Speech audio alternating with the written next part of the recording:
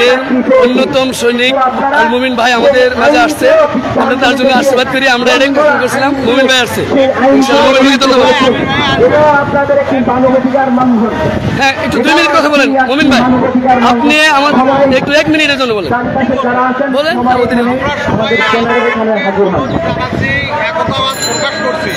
এবার আপনারা নিশ্চয় বুঝতে পেরেছেন, প্রথম থেকে বঞ্চিত ভাই বোন এখনো যারা কালক্ষেপণ করছেন, আপনারা অবশ্যই আমাদের এনটিআরসি ভবনের সামনে চলে আসেন।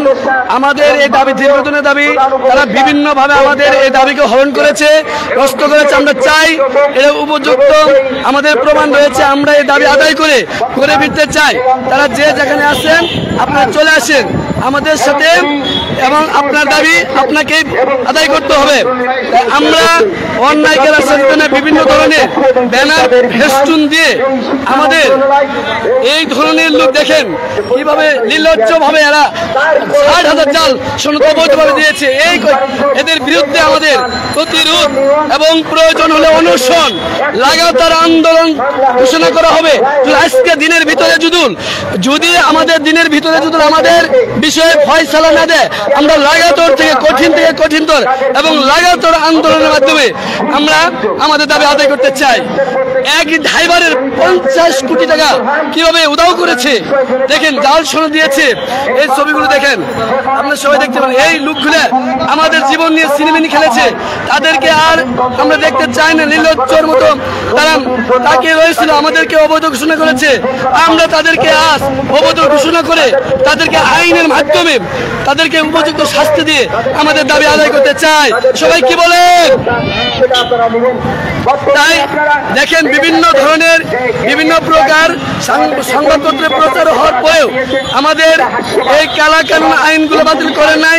আমরা চাই এগুলো সুষ্ঠু তদন্ত করে আমাদের দাবি যেন আমাদের সুস্থ দাবি যেন এবং আমাদের যৌক্তিক দাবি যেন পূরণ করে আমরা সে আশাবাদী।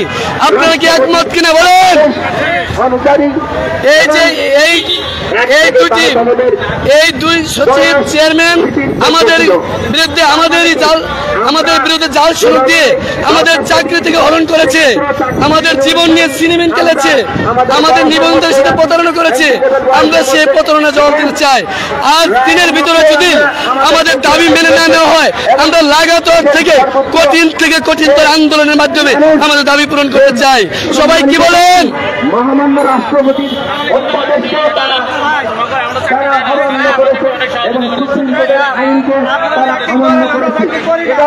আমাদের দেশের জন্য, আমাদের আইনের জন্য, আমাদের মৌলিক অধিকারের জন্য একটি ন্যাক্কারজনক অধ্যায় করে বিবেচিত হবে।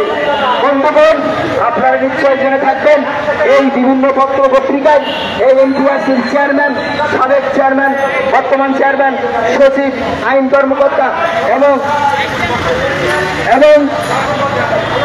সাবেক শিক্ষামন্ত্রী এবং দীপমণি নওফেল সহ আইন কর্মকর্তা, অ্যাটর্নি জেনারেল, আইনমন্ত্রী এবং রাজনৈতিক যে প্রভাব সেগুলো খাটিয়ে আমাদের উপর যে নির্যাতন, জুলুম এবং অপকর্ম এবং যে মানবাধিকার ক্ষুণ্ণ করা হয়েছে সেটা নজিরবিহীন।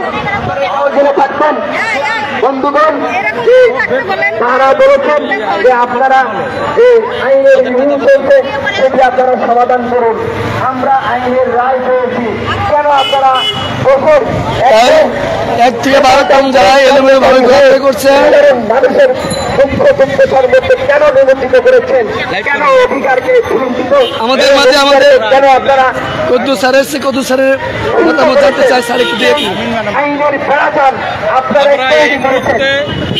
আজকের অবৈধ শাসন নিয়োগ বিজ্ঞপ্তি বন্ধ করার এবং বৈষম্যের শিকার এই ব্যানার থেকে 1 থেকে 12তম বৈধ সনদধারীদের অনতিবিলম্বে শিক্ষক হিসেবে তাদেরকে তাদেরকে বিভিন্ন স্কুল কলেজে যোগদান করার জন্য আহ্বান জানাচ্ছি। সাথে সাথে 60,000 গ্রেপ্তার করে তাদেরকে দৃষ্টান্তমূলক শাস্তির আহ্বান জানাচ্ছি। এই আইনকে সবাইকে ধন্যবাদ।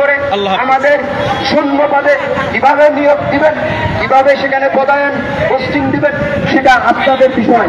এই অবস্থায় থেকে আরো বলতে চাই, আপনারা যে ধৃষ্টতা এবং যে অমানবিকতা দেখাচ্ছেন সেটা নজিরবিহীন। আপনারা যে দুর্নীতি অন্যায় করেছেন সেটা কিন্তু তালিকা হয়ে আছে।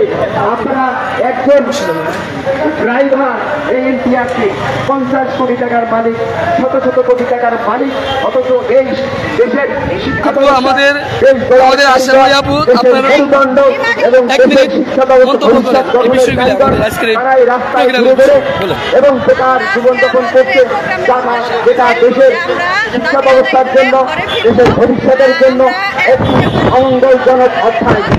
এই বর্তমানে প্রায় 1.5 থেকে 2 লক্ষ শিক্ষক শূন্যপদ আছে।